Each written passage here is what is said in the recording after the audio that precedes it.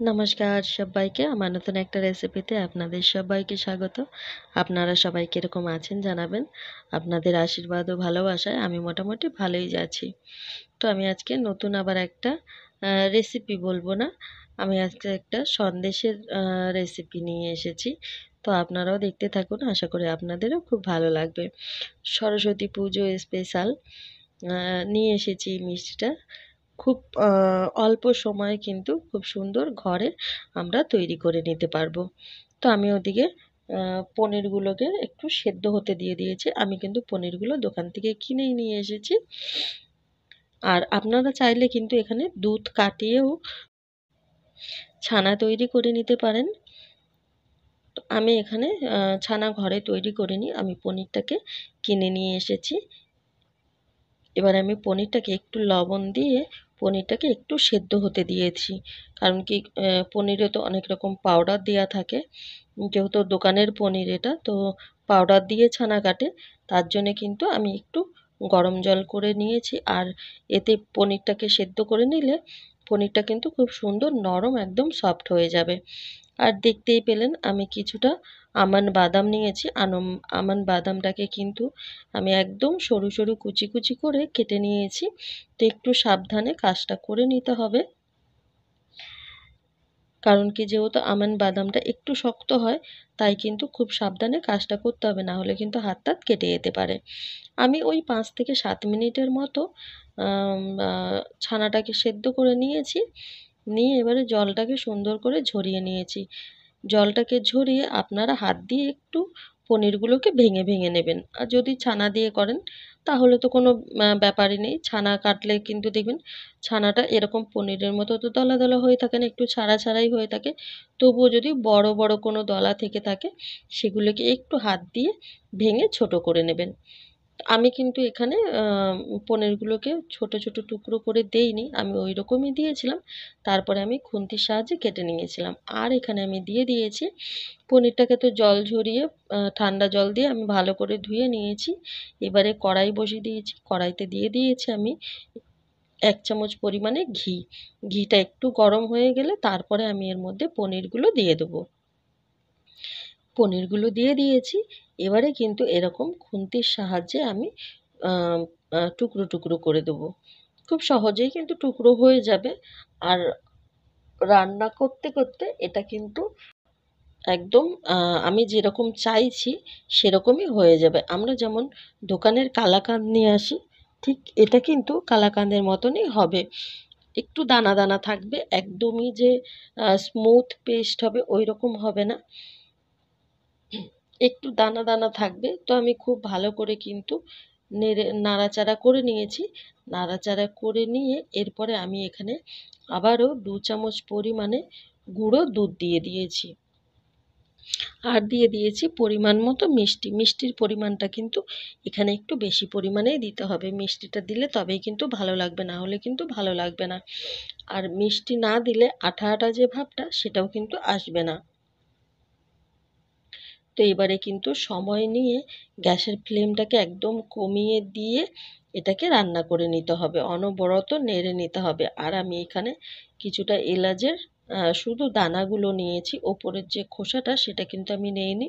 শুধু এলাচের ভেতর থেকে দানাগুলোকে বের করে নিয়েছি, সেগুলোকে একদম গুঁড়ো করে আমি কিন্তু দিয়ে দিয়েছি। এখানে কিন্তু গ্যাসের ফ্লেমটাকে কমিয়ে রেখে অনবরত নেড়ে যেতে হবে, নিচে কিন্তু লাগতে দেওয়া যাবে না। নিচে কিন্তু না নাড়লেই নিচে কিন্তু ওটা লেগে যাবে। খুব সময় নিয়ে এটাকে আস্তে আস্তে করে নিতে হবে। আর বরাবরের মতো বলবো, যদি আমার ভিডিওগুলো ভালো লাগে অবশ্যই একটা লাইক কমেন্ট শেয়ার, চ্যানেলটাকে সাবস্ক্রাইব করে আমার পাশে থাকবেন। আর নতুন পুরনো সকল বন্ধুদের অনেক অনেক অনেক ভালোবাসা আমার পাশে থেকে আমাকে এতটা সাপোর্ট করে যাওয়ার জন্য। আপনারা যদি এইভাবে আমার পাশে না থেকে না সাপোর্ট করতেন তাহলে কিন্তু আমি এগিয়ে যেতে পারতাম না। তাই আমি যত কিছু যা কিছু করতে পেরেছি পুরোটাই কিন্তু আপনাদের জন্য।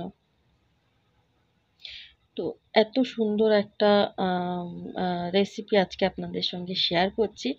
আশা করি আপনাদেরও খুব ভালো লাগছে রেসিপিটা দেখতে।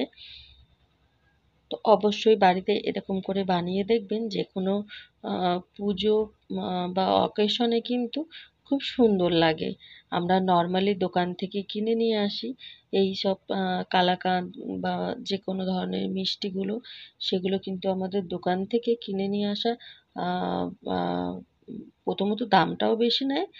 আর তারপরে হচ্ছে আদৌ যে ওটা টাটকা না বাসি সেটাও আমরা জানি না। তো ঘরে কিন্তু খুব অল্প সময়তেই আমরা সুন্দর এরকম বানিয়ে নিতে পারবো। আর এগুলো কিন্তু পুজোতে যেকোনো অকেশনে আমরা ব্যবহারও করতে পারবো, তাই না? তো অবশ্যই আপনারা বাড়িতে ট্রাই করবেন আর আমাকে জানাবেন যে আমার রেসিপিটা আপনাদের কিরকম লাগছে। রেসিপিটা নয়, মিষ্টির একটা রেসিপি, তবুও রেসিপি হয়ে যাচ্ছে বারবার, তবুও জানাবেন আপনারা যে আমার মিষ্টির রেসিপিটা আপনাদের কিরকম লাগলো। আর এত সুন্দর, যেহেতু আমি লিকুইড দুধটা দিয়েছি, তো এত সুন্দর একটা দারুণ সেন্ট এসেছে। তো আমার গুড় ছিল না, না হলে আমি এখানে চিনির বদলে যদি গুড় দিতাম। এখন যেহেতু বিভিন্ন ধরনের গুড় পাওয়া যায়, যদি গুড় দিয়েও করা হয় তাহলেও কিন্তু এটা দারুণ সেন্ট আসবে বা খেতেও কিন্তু ভালো লাগবে। আমার যেহেতু গুড়টা ছিল না তার জন্য আমি গুড় দিতে পারিনি, আমি চিনি দিয়ে করেছি। আপনারা চাইলে এখানে গুড় দিয়েও করতে পারেন। তো আপনাদের যদি গুড় থাকে অবশ্যই আপনারা গুড় দিয়ে তৈরি করে নিতে পারেন, তাহলেও কিন্তু খুব সুন্দর লাগবে। আমি এখানে একটুখানি ছেড়ে দিয়েছি যাতে নিচে একটু লাল লাল হয়ে যায়, তাহলে কিন্তু কালারটা খুব দেখতে সুন্দর লাগবে। এই যে দেখুন, হালকা শুধু একটু আমি ছেড়ে দিয়েছিলাম, যে যাতে একটু হালকা লালচে লালচে একটা ভাব চলে আসে, তাহলে কিন্তু যেরকম সেন্টটাও বেরোবে সেরকম কিন্তু বেশ দেখতেও একটু ভালো লাগবে লালচে লালচে। একদম সাদাটা ঠিক আমার ভালো লাগছিল না, তার জন্য আমি এরকম করে নিলাম। আপনারা চাইলে কিন্তু এখানে গুড় দিলে যেহেতু কালারটা হয়ে যাবে, আর যদি কেউ সাদা রাখতে চান তাহলে অবশ্যই চিনি দিয়ে একদম সাদাটা যেমন থাকে ছিল সেরকমই করে নিতে পারেন।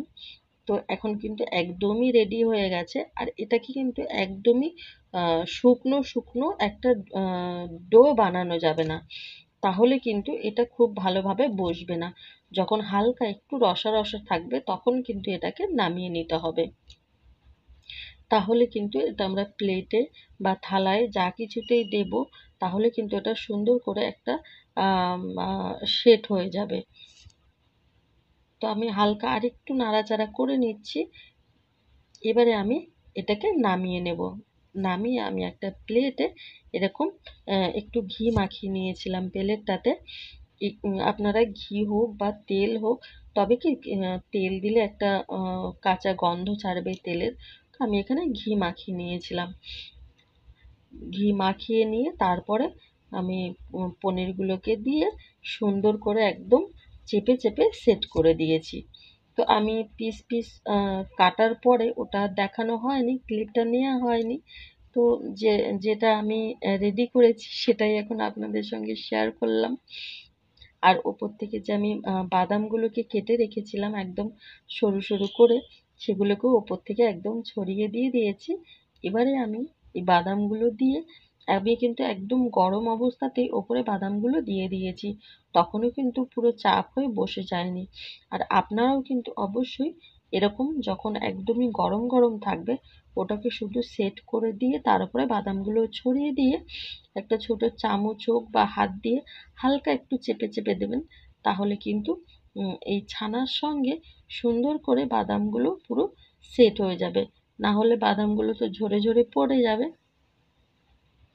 আমি কিন্তু একটা চামচে একটু ঘি মাখিয়ে নিয়েছিলাম, নিয়ে আমি চামচের সাহায্যে ওটাকে হালকা হালকা করে চেপে দিচ্ছিলাম, যাতে পুরো পনিরের সঙ্গে বাদামগুলো লেগে থাকে তার জন্য। তো আমি কিন্তু সব বাদামগুলো এরকম ওপর থেকে ছড়িয়ে দিয়ে দিয়েছি। আপনারা জানাবেন যে আপনাদের কিরকম লাগলো একদম ঘরোয়া পদ্ধতিতে একটা মিষ্টির রেসিপি।